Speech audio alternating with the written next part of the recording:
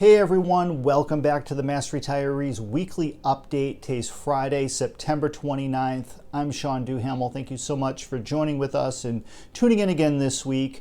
Now I want to thank those of you who took the time following last week's video and email message to send us a variety of questions for our upcoming Ask Me Anything video reports. And we're going to try to sprinkle those Ask Me Anything weekly reports into other topics that are ongoing that really you're going to want to know about in the upcoming weeks and months. We also had quite a few questions that came in for today's Teletown Hall session, which takes place this afternoon at 1 o'clock. Michael Trotsky, who is the Executive Director and Chief Investment Officer of the Pension Reserves Investment Management Board, the PRIM Board, will be our guest this afternoon, and we had quite a few members send in questions in advance to pose to Mr. Trotsky. We're looking forward to this afternoon's event. It should be extremely interesting. So if you are available, join with us this afternoon at 1. Now remember, there are two ways that you can participate in our Teletown Hall meetings. The easiest way for you to participate is simply to receive the incoming automated telephone call from me at 1 o'clock this afternoon.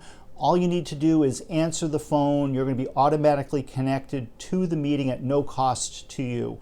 The other way that you can connect to the meeting at any time during the meeting, or if you happen to get disconnected accidentally, you can call back in.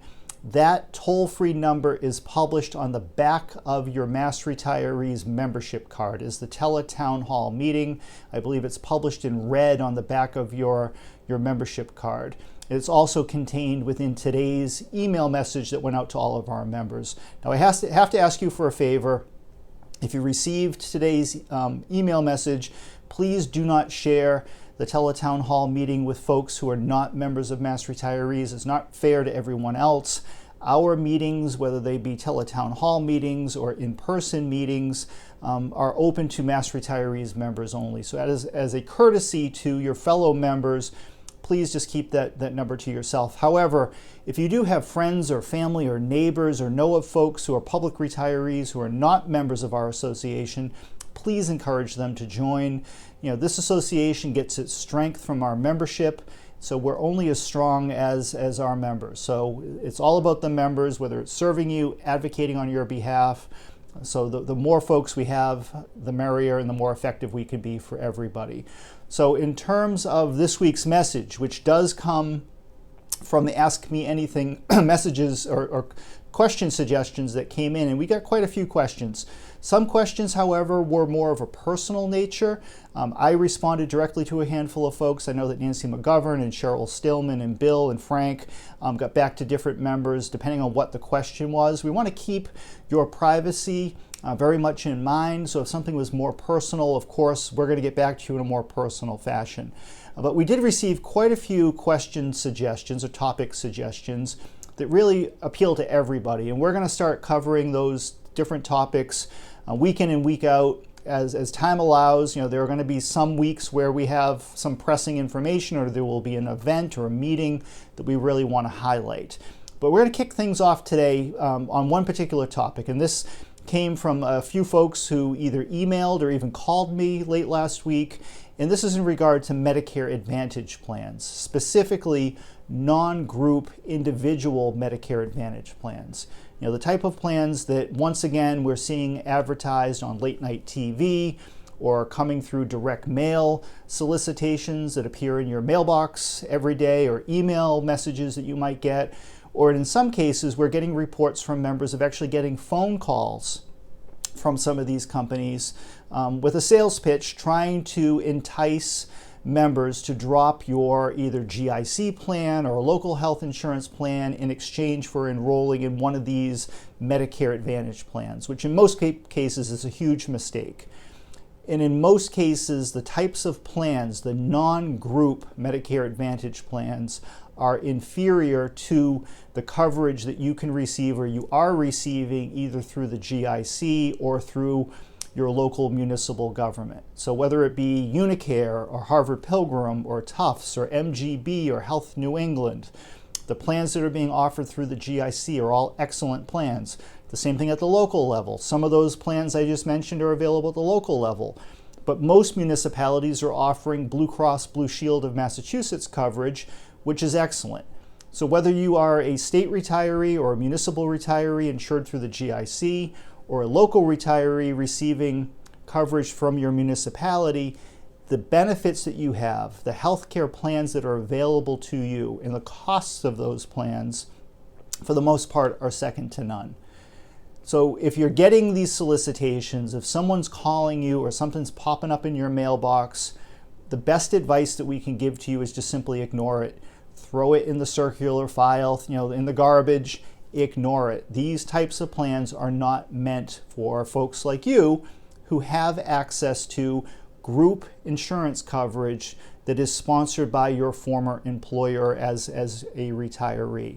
That is a huge difference than what is available to most folks out there in our communities who are private sector retirees, and when they leave a particular company, that's it. They might have a 401k, or if they're very fortunate and they happen to retire from a company like one of the auto manufacturers or Raytheon or General Electric that have union-based employees and the defined benefit pension plans still, which are few and far between. Some of those companies still provide retiree health insurance benefits, but most do not.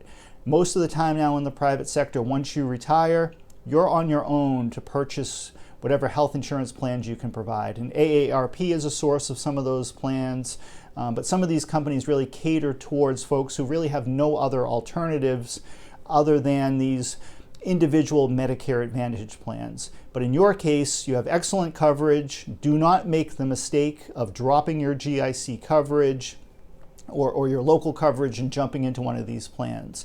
Now, as my mother always taught me, and I'm sure you probably heard from your mother as well, if something seems too good to be true, it almost always is.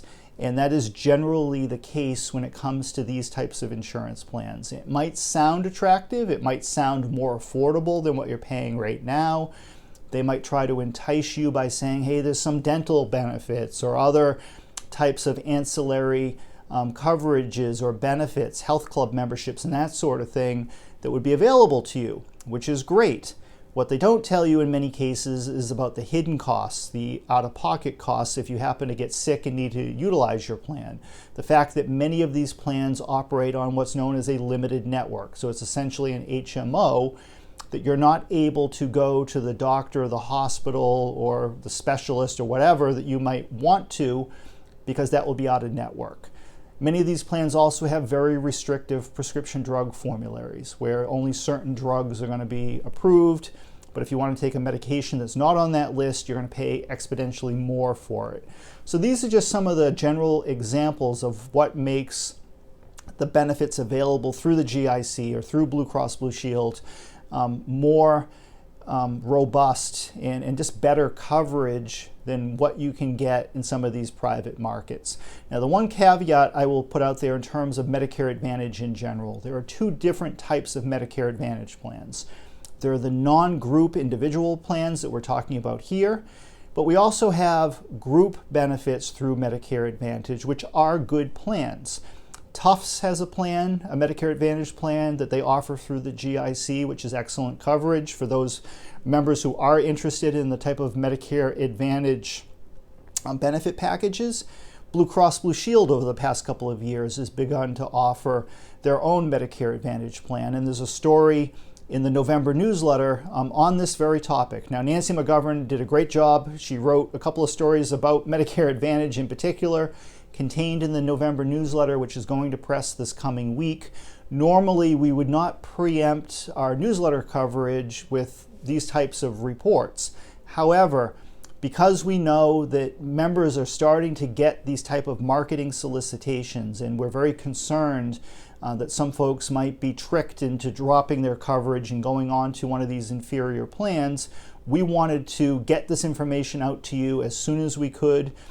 As I mentioned earlier, we've already heard, I've spoken with a few members just over the past few days who have gotten these types of solicitations, thought they knew what to do, and the best advice was just to ignore the solicitation, but they just wanted to follow up with us just to make doubly sure that they were doing the right thing, and we appreciate that. So if you ever have a question about this stuff, give one of us a call.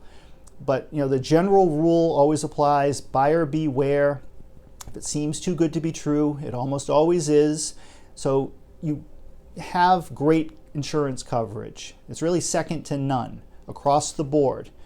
At times it can be expensive, and we continue to do all we can to try to keep those costs down, while at the same time making sure that you have access to choice and the best possible coverage available at an affordable price. That's what's absolutely key. So in terms of just Medicare in general, 2 final points before we wrap up this week's message. In the coming weeks, we're also going to be doing a video with Cheryl Stillman. Cheryl and I will be doing a video about turning 65. As you might know, in Massachusetts, in order to continue on either the state GIC coverage or local coverage, once you are 65, if you're eligible for Medicare, you have to join Medicare. That also would apply to your spouse or anyone else who might be enrolled under your insurance plan. Once they're 65, they have to enroll in Medicare if they're eligible for it. If they're not eligible, that's a different story. You can continue on with the non-Medicare plan. But for Medicare eligible retirees, you have to enroll in the plan, and there's a process that you need to go through, both in working with the GIC to maintain the supplemental insurance coverage as well as getting onto Medicare. So we'll be publishing a Turning 65 video in the coming weeks just to walk you through that process. It's pretty straightforward, but it's a common question we get from folks. And then lastly, some of the questions that I received last week in terms of Ask Me Anything are in regard to where things stand with the GIC in terms of the Medicare buy-in program. There are roughly 10,000 retirees insured by the GIC who are over the age of 65 yet are not eligible for Medicare because you were a career public worker and you never paid into Medicare. That will change going forward, but for now we have those 10,000 retirees who are kind of stuck, if you will, in the non-Medicare plans.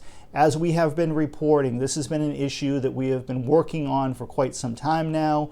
We continue to work closely with the GIC to chart out a path forward. We are in frequent communication with them about that, and I'm hopeful that over the coming months, hopefully by the end of the year, we can start to have a plan in place through the GIC of what they have in mind. This is something, unfortunately, that can't simply happen overnight. It's quite an administrative process to enroll 10,000 retirees all at once into Medicare. The computer systems and so forth have to be upgraded, and there's a whole series of things that really need to happen behind the scenes prior to that happening. However, there is a tremendous savings in implementing a Medicare buy-in program, not only for retirees, but also for the Commonwealth as well. Some estimates place the annual savings at well over $10 million or even more than that. And we'll be reporting more on the specifics of that going forward. But this is a rare instance of a true win-win, both for retirees as well as for the government.